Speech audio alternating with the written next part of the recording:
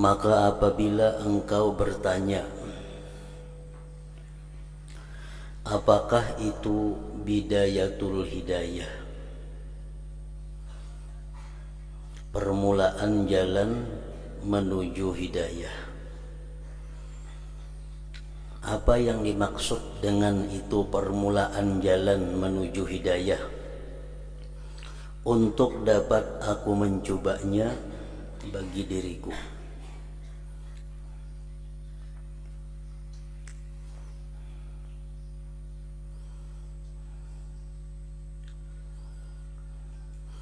Maka ketahuilah bahwa permulaan jalan hidayah itu ialah takwa yang zahir.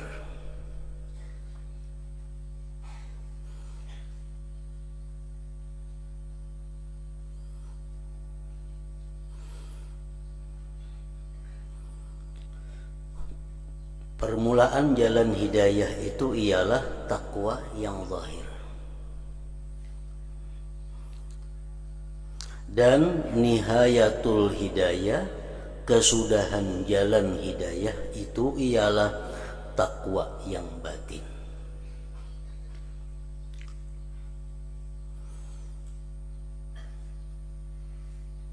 Dan surga itu tidak akan dicapai kecuali dengan takwa.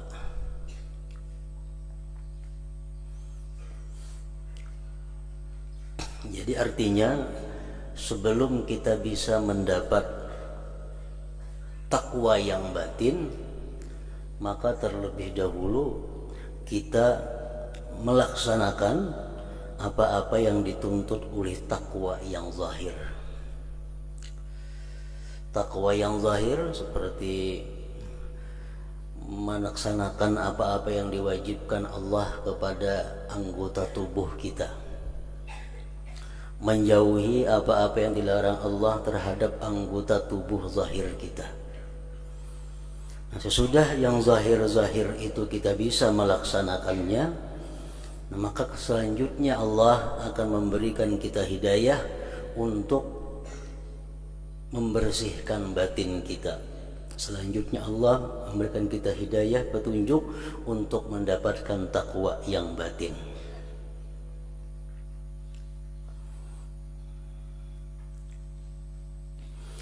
Jadi para ulama membagi takwa itu ada 3 macam bagian takwa. Yang mana 1, 2, dan 3 itu merupakan perjalanan takwa. Yang pertama disebut adalah takwal awam, takwanya orang awam. Takwa orang awam ini adalah takwa syirki, takwa daripada syirik. Itu tangga yang pertama. Tangga yang pertama adalah menjauhi sesuatu yang sifatnya menyekutukan Allah Subhanahu wa ta'ala. Nah, kemudian sesudah itu berjalan, lalu kita naik kepada takwa khusus. Takwa khusus ini adalah imtitsalul awamir wajtinabun nawahi. Artinya menjunjung perintah Allah dan menjauhi apa-apa yang dilarang oleh Allah. Nah, inilah yang dimaksud dengan takwa yang zahir. Apabila sudah kita mampu untuk menjalankan takwa yang khawas ini, takwa yang khusus ini, menjauhi yang dilarang Allah, melaksanakan yang diperintah Allah sudah bisa dilakukan, baru kita akan bisa naik kepada takwa khawasul khawas. Takwa khawasul khawas itu ialah tarku ma yashghalu an dzikrillah, meninggalkan sesuatu yang menyibukkan engkau daripada mengingat Allah. Nah, inilah merupakan nihayatul hidayah, puncak daripada hidayah Allah Subhanahu wa ta'ala. Apabila kita mampu meninggalkan sesuatu yang membuat kita lalai terhadap Allah, berarti kita sudah dapat puncak hidayah dari Allah Subhanahu wa ta'ala.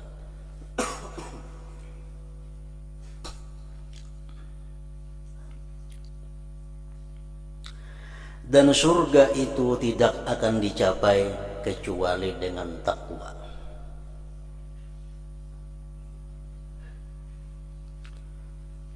Tidak ada jalan lain untuk menuju surga, hanya takwa. Sebab dengan takwa itulah kita akan mendapat rahmat Allah Subhanahu wa taala.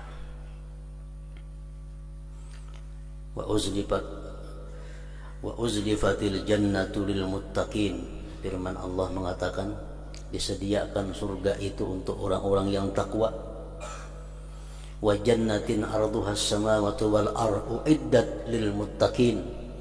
Surga yang luasnya seperti langit dan bumi dikhususkan untuk orang-orang yang takwa.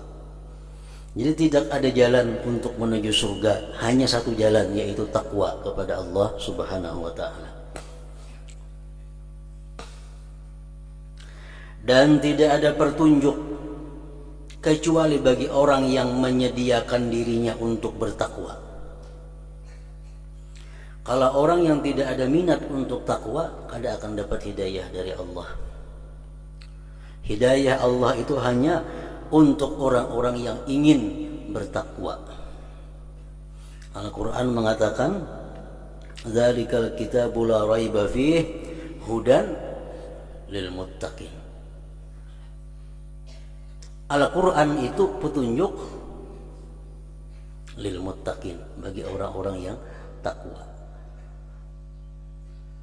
Dan tidak ada petunjuk kecuali bagi orang yang menyediakan dirinya untuk bertakwa.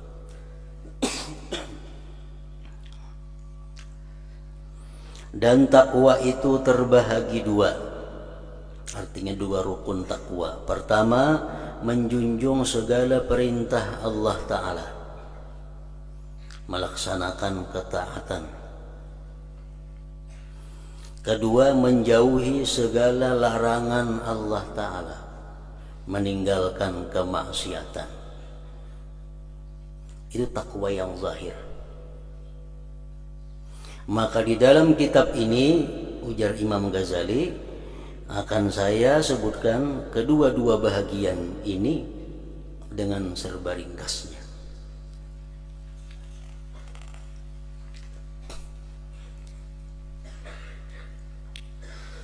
Bahagian pertama, adab-adab melaksanakan ketaatan. Ketahuilah olehmu bahwasanya perintah Allah itu ada yang fardu, wajib, dan ada yang sunat. Itu perintah Allah. Sebagaimana larangan Allah pun ada dua. Pertama haram, kedua makruh. Makruh itu jangan dikatakan boleh. Makruh bagian daripada larangan Allah. Larangan itu ada yang kuat, ngarannya haram. Ada larangan itu yang tidak kuat, ngarannya makruh.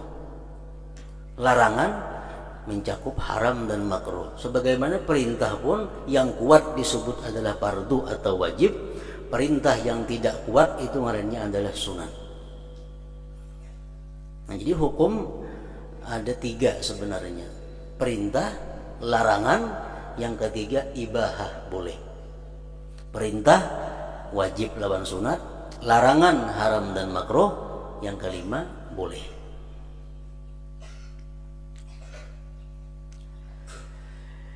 Ya, dan ada yang sunat. Yang fardu ialah modal, yaitu asas perniagaan. Yang fardu itu modal. Dan dengan modal ini kita akan selamat. Sedangkan yang sunat itu ialah keuntungan. Dan dengan keuntungan ini kita akan mendapat beberapa derajat kelebihan. Dengan kita melaksanakan yang fardu, menjauhi yang diharamkan, sudah selamat. Walaupun kita kadang melaksanakan yang sunat-sunatnya, sudah selamat. Cuma untuk mendapatkan beberapa derajat yang tinggi, mendapatkan beberapa keuntungan fasilitas yang ada di surga, itu mesti ditambah dengan meninggalkan yang makruh dan melaksanakan yang sunat-sunat. Makin banyak ibadah sunat yang kita lakukan, makin banyak fasilitas surga yang diberikan Allah kepada kita. Jadi kada sama di surga kaina orang nang sembahyang witir sarakaat lawan nang sembahyang witir 3 rakaat. Kada sama dalam surga itu orang yang berzikir 100 kali sehari dengan orang yang berzikir 1000 sehari. Karena amaliyah itu akan memperbanyak kenikmatan fasilitas yang diberikan Allah Subhanahu wa taala kepada kita. Ibnu Mas'ud mengatakan bahwa kalian itu bisa lulus menyeberang dari mahsyar menuju surga. Kalian bisa lulus menyeberang Siratal Mustaqim itu bi'afwillah, dengan kemaafan Allah. Dengan sebab kemaafan Allah yang sangat menunjul, kita bisa menyeberang sampai ke pintu surga. Andai kata Allah tidak menampakkan kemaafannya kepada kita, kita kada akan bisa lulus menyeberang Siratal Mustaqim, itu pasti gugur.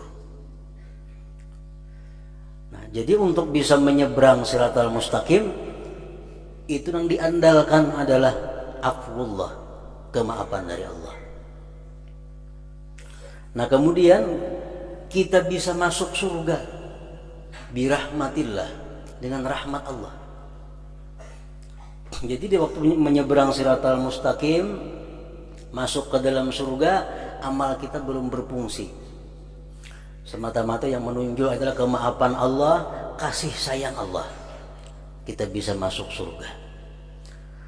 Nah, kemudian di dalam surga itu tingginya derajat kita, banyaknya fasilitas yang bisa kita nikmati, itu dibagi menurut banyak sedikitnya amal ibadah yang dilakukan di dalam dunia ini. Orang sembahyang ba'diyah zuhur 2 rakaat dengan ba'diyah zuhur 4 rakaat, kada sama fasilitas yang diberikan Allah di surga.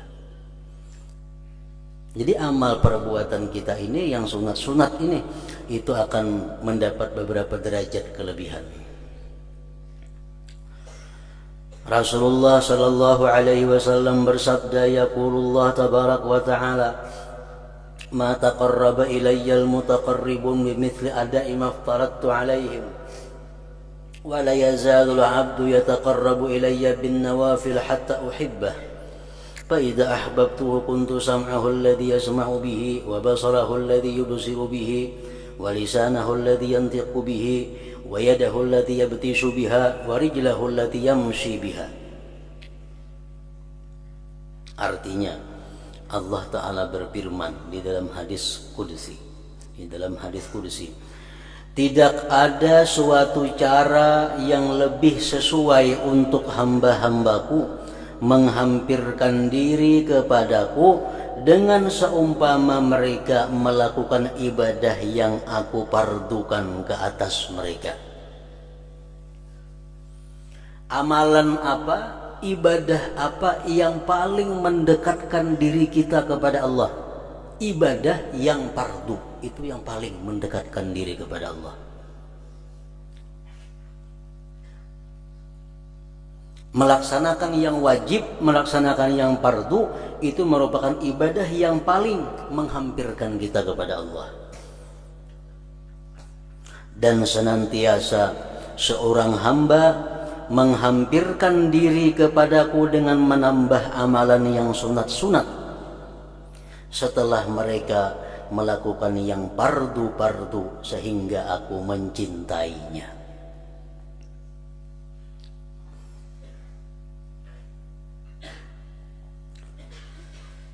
Di amalan fardu dahulu diselesaikan untuk mendekatkan diri kepada Allah, amalan fardu. Untuk mendapat cinta Allah, amalan-amalan sunat. Tetapi amalan sunat itu bisa berlaku, bisa bernilai kalau sudah selesai melaksanakan yang fardu. Jadi mendahulukan yang fardu daripada yang sunat itu hukumnya bisa wajib, bisa sunat.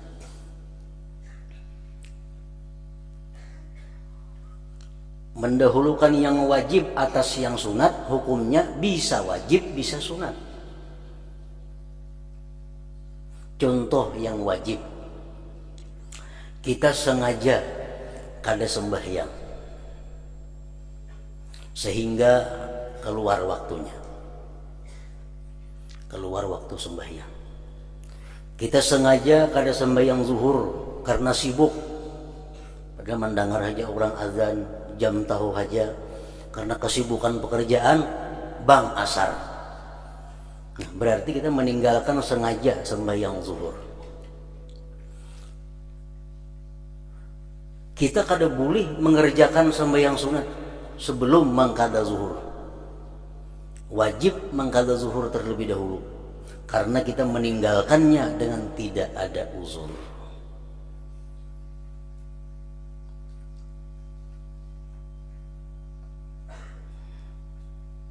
Orang sengaja kada puasa di bulan Ramadan, sengaja kada puasa.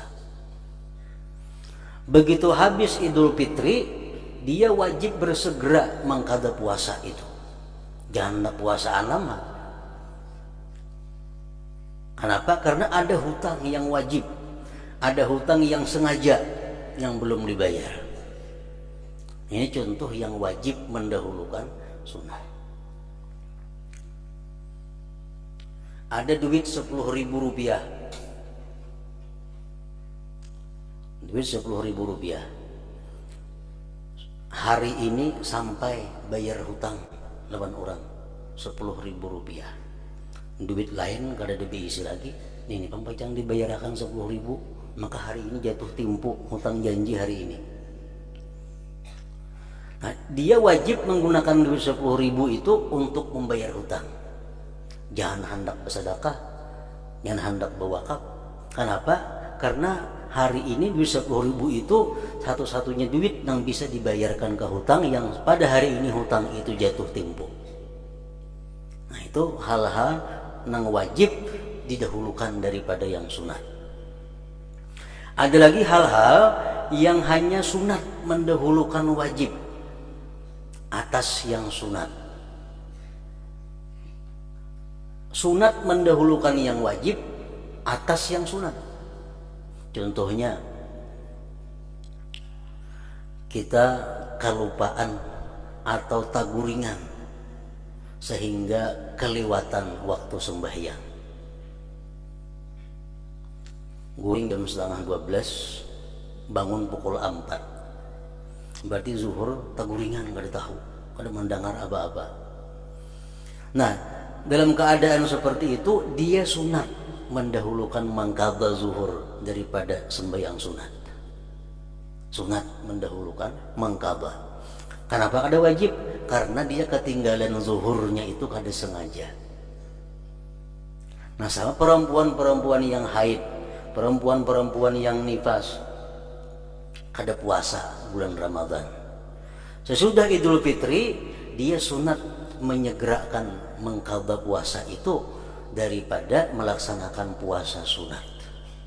Lebih baik mengqadha itu daripada puasa sunat. Tapi kada wajib karena ketinggalan puasanya disebabkan uzur, bukan kesengajaan. Duit 10.000 rupiah, Jumat akan datang sampai tempo bayar hutang 10.000. Hari ini belum sampai lagi tempunya. Nah, boleh aja mensedekahkan 10.000. Kenapa? Karena hutang belum sampai tempunya. Nah, jadi di sini tadi bahwa ibadah fardu, ibadah wajib itu sesuatu yang paling mendekatkan diri kepada Allah.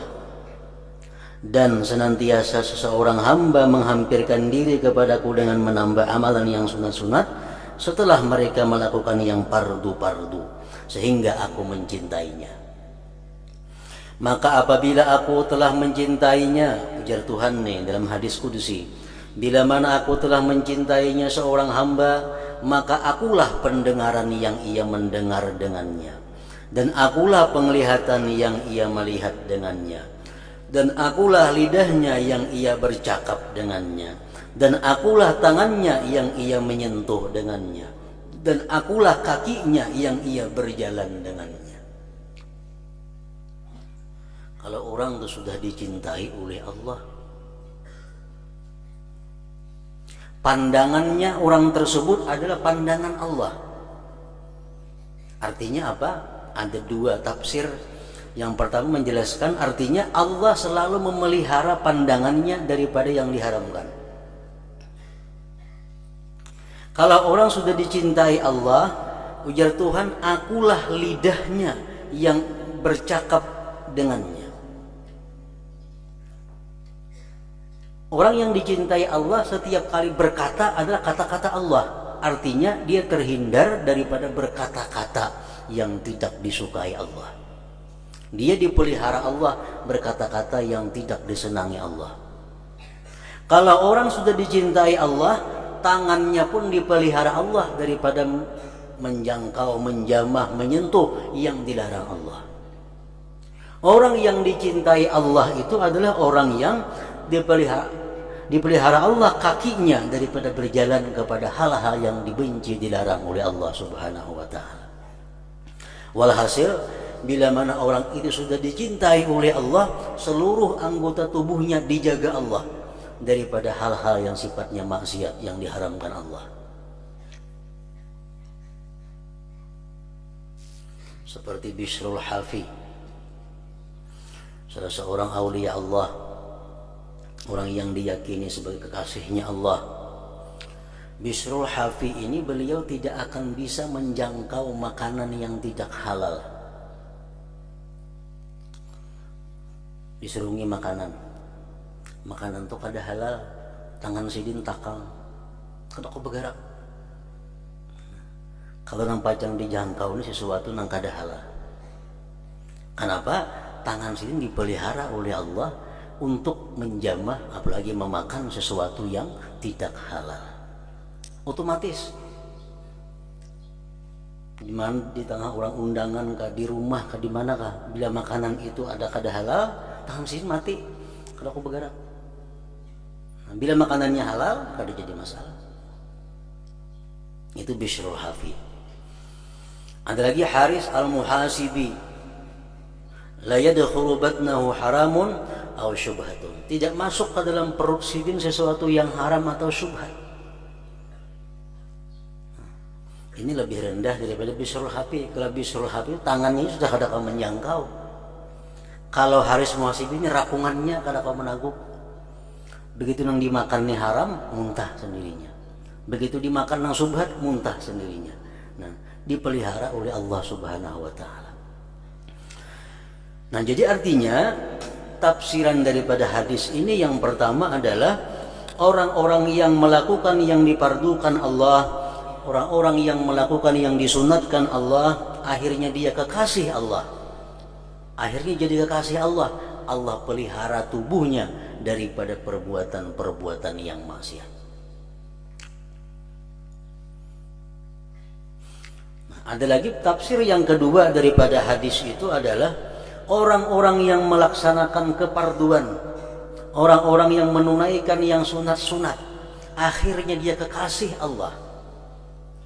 Akhirnya orang tersebut jadi kekasih Allah. Nah, bila orang sudah jadi kekasih Allah, apapun yang dilakukannya diampuni oleh Allah. Matanya memandang nang haram, diampuni Allah. Tangannya menjamah nang haram, diampuni Allah. Kakinya melangkah kepada nang haram, diampuni Allah. Kenapa? Karena ini sudah jadi kekasih Allah Subhanahu wa ta'ala. Ada satu ungkapan yang mengatakan, idza ahabballahu abdan qala lahu if'al ma syi'ta qad ghafartu lak. Idza ahabballahu 'abdan, apabila Allah sudah mencintai seorang hamba.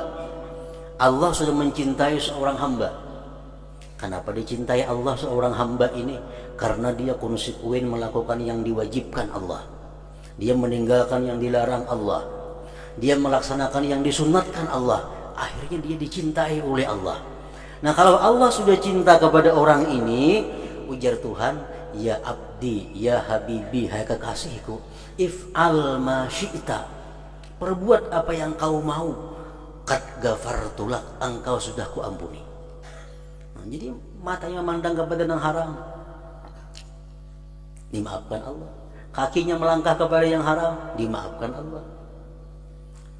Kenapa? Karena dia sudah dalam kekasih Allah Subhanahu wa ta'ala.